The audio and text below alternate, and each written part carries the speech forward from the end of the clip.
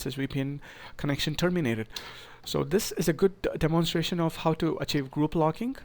Remember, there are two techniques. First technique is where you head into the AAA server and you use a Cisco AV pair of group lock in the VPN group, and you successfully do establish a group locking, and you only allow a user to connect to the group for which he is authorized to. Now the second method is by using another Cisco AV pair, but this AV pair should be put in the user configuration. Till now what we were doing is we were heading into the VPN group configuration, and we were turning on group lock. But now what we're going to do is we're going to head into the user configuration, and we're going to assign this user to a particular group. So what's going to happen is when the user logs, when the VPN client initiates the VPN connection using a VPN group of VPN users 1 and a password of TACAC, what's going to happen is that VPN users 1 is going to download, is going to authenticate, and is going to download all the group parameters like the split tunneling ACL, the address pools to be used. Next, when extended authentication happens and when TACAC is authenticated, it's going to indicate the AV pair of user VPN group is going to get downloaded, and it's going to tell the router that remember the group that the client's connected to. Now check if that group name and the group name which TACAC is allowed to connect to are the same. If they aren't the same, disconnect the connection. Otherwise, accept it. So that's what's going to happen, and the group checking is going to happen now during extended authentication. Otherwise, it's not going to happen. So to test this, let me quickly go into VPN users 1, and I'll remove the group lock command so that we can test the new command. I'll do that similarly for VPN users 2. Removing the group lock command.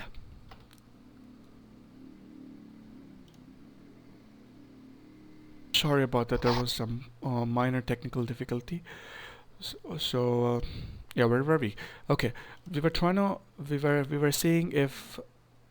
establish the second form of group locking, and we were slowly removing the group lock command from the Cisco AV pairs assigned to the groups.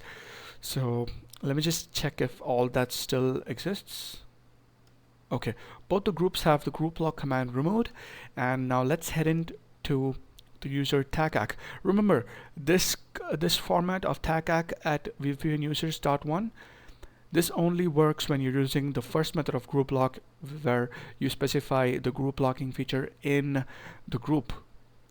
For the second method, where you're going to be tying the user to the group in the user configuration, you can go ahead and directly use the username of TACAC instead of doing this. Remember that. So let me head into TACAC and quickly head into the AV pairs here, and we have to configure one AV pair which says user VPN group, and you specify the group that the user has to connect to. Here I'm going to give it only group 1. So according to this, if the user connects to any other group other than group 1, he should not be authenticated. Alright, so let's start up the debug again. Debug radius authentication, and let's head into the VPN client. Okay, here we change the group back to 1, and we double click this. You can see that the group has been authenticated, and remember the group lock ACL which was downloaded here ago in the previous configuration, it's not here anymore. So let me quickly log in here, TACAC with a password of Cisco. This should work, for the reason that, but let me wait for this to get done. Okay, here we can see that there's going to be AV pair which is downloaded which says address pool is VPN pool, and sorry, okay, here we can see that there's a AV pair which is being downloaded which says user VPN group is VPN users 1. So as soon as you get this, the iOS is going to compare. Now the client connected to a group. Okay, what's its name? Let me check if that is also VPN users 1. Aha, it is the same. So it's gonna accept the connection and it's gonna pass me through.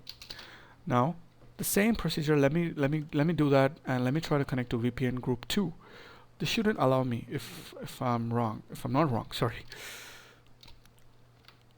Let me modify this and let me say I'm going to connect to VPN group 2. The password of TACAC and password of Cisco. See, there you go.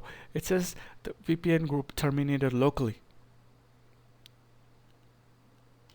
So again, here again in the second method also, we saw that the username was tied or attached to a particular group, and it didn't allow us to join any other group. So there you go. These are the two methods using the ACS, using which you can achieve group locking for the EZVPN clients which are coming in. I hope you like this. Thanks a lot for watching.